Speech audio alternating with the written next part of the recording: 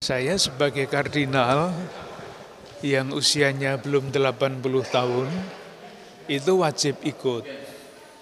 Jadi saya pasti akan datang, hanya pertanyaannya sampai sekarang ini belum ada tanggal yang pasti. Konklav itu akan mulainya kapan. Dan bahkan Duta Besar Vatikan untuk Indonesia yang saya tanya juga belum mengerti secara pasti. Saya mestinya berangkat hari Sabtu yang akan datang, Sabtu sore.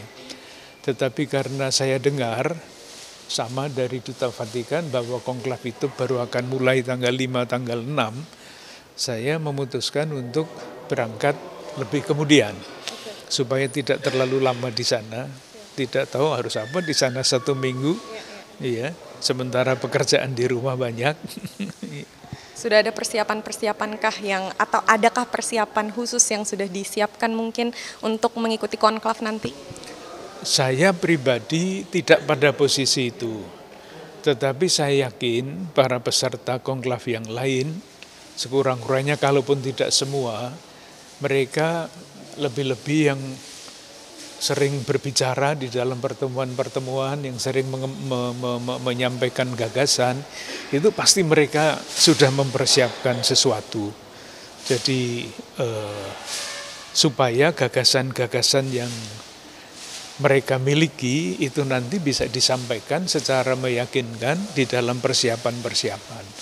Pasti sudah ada yang mempersiapkan, saya pribadi tidak.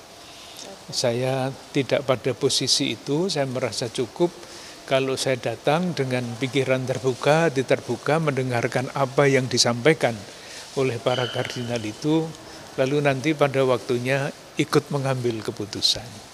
Baik, terakhir Kardinal, untuk kunjungan dari Paus Fransiskus ke Indonesia, tepatnya ke Jakarta kemarin ya di tahun lalu, ini ada kesan tertentukah bagi Kardinal sendiri? Saya?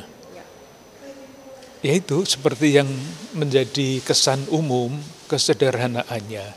Saya 2 kali ikut satu mobil bersama dengan beliau.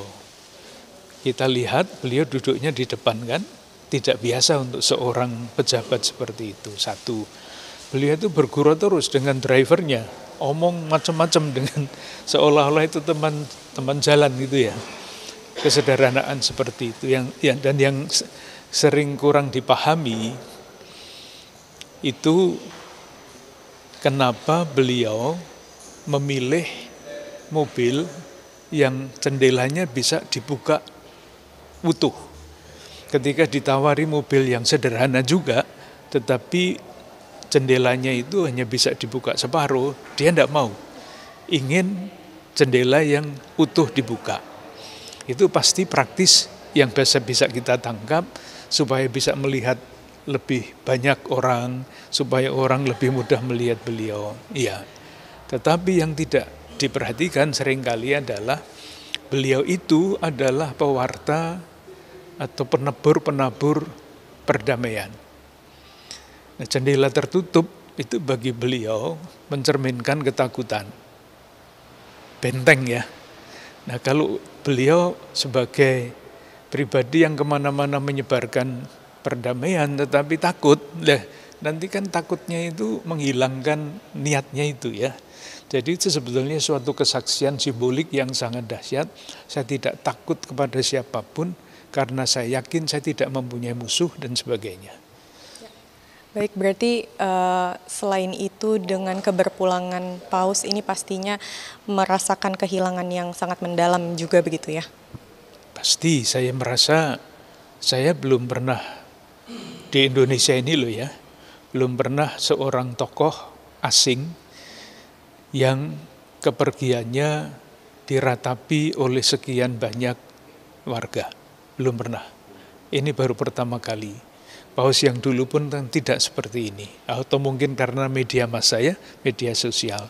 Tetapi memang semua orang mengatakan bahwa Paus Fransiskus itu adalah sesuatu tokoh yang sungguh-sungguh sangat istimewa.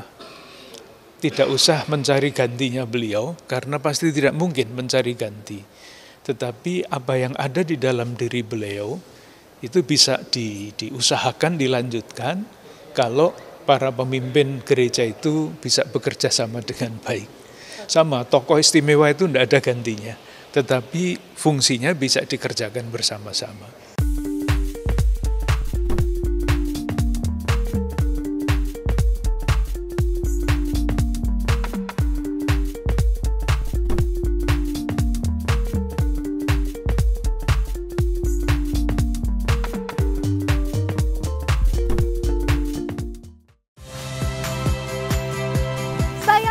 Rizka Clarissa. Saksikan program-program Kompas TV melalui siaran digital, pay TV, dan media streaming lainnya.